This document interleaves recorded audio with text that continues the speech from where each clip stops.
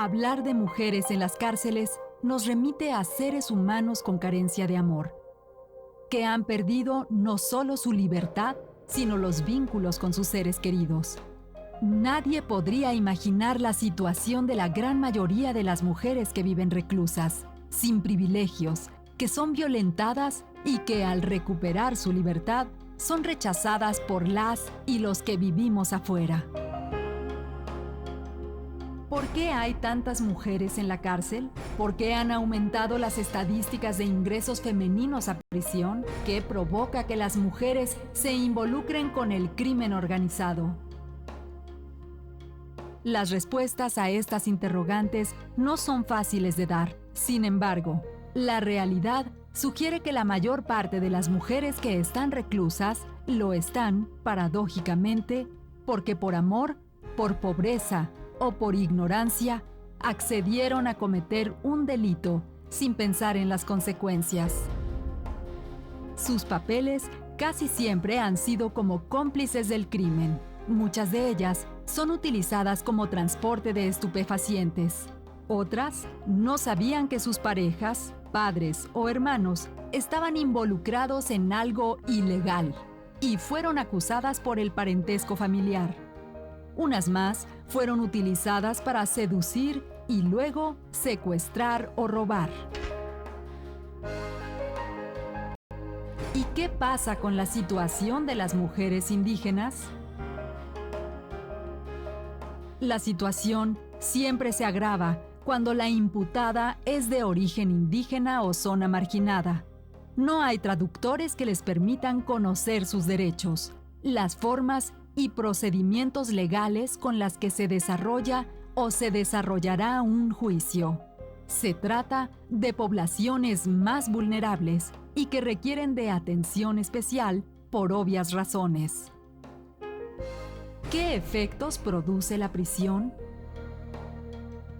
La vergüenza de la familia es uno de los primeros efectos y desata el abandono, el sufrimiento moral en el hogar y, en las más de las ocasiones, el deterioro económico, que significa la pérdida del ingreso o sueldo de la encarcelada.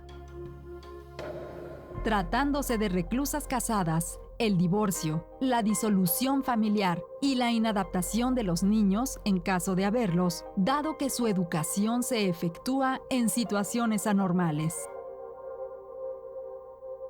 Es importante señalar que de los 418 centros de reclusión dependientes de los gobiernos de los estados, tan solo 10 son exclusivos para albergar a la población femenina. Del total conformado por 11.901 mujeres, solamente 4.189 se encuentran recluidas en centros específicos para ellas, lo cual representa 35.19%. Mientras que 7.712, es decir, 64.80%, se alberga en centros mixtos.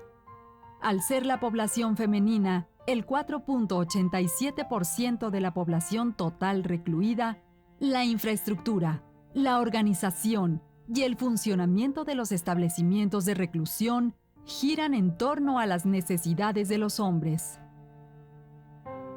El caso de las mujeres que dan a luz en una prisión es crítico, pues no cuentan con cuidados médicos adecuados durante el embarazo, el parto y el puerperio.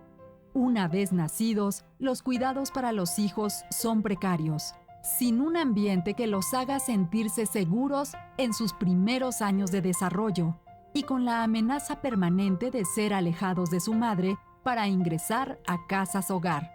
Si es que no existen familiares que quieran hacerse cargo de sus cuidados.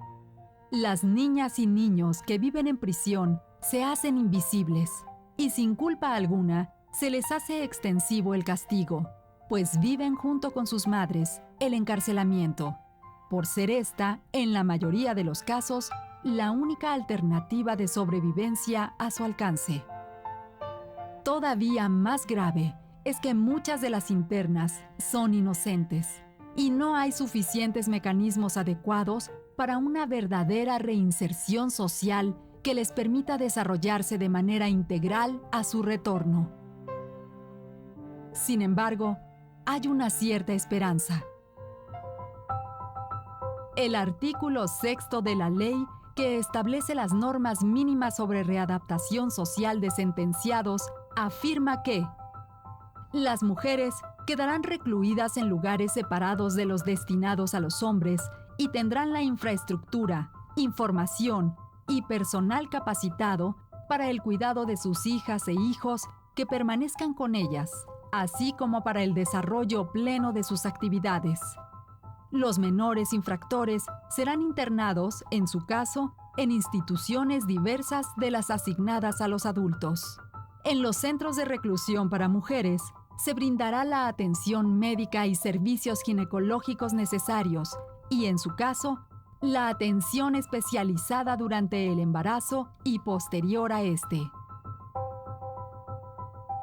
Las legisladoras y legisladores trabajamos de la mano y nos apoyamos en el Centro de Estudios para el Adelanto de las Mujeres y la Equidad de Género a fin de avanzar en la promoción y cumplimiento de políticas públicas que apoyen el bienestar de todas las mexicanas.